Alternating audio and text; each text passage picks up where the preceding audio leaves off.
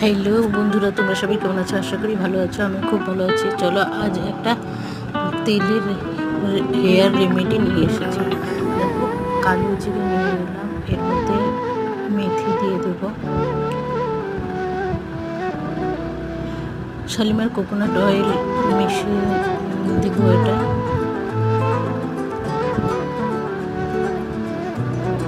3 থেকে 4 ফোঁটা, আর সরষের তেল 1 মুঠখানি দিয়ে দেবো, আর জবা ফুল দিয়ে দেবো।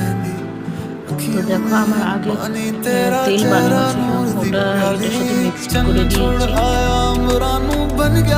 আগের তেলটার ভিডিও আমি পরে একদিন ছেড়ে দেবো, তবে এই তেলটা ঠান্ডা করে তারপর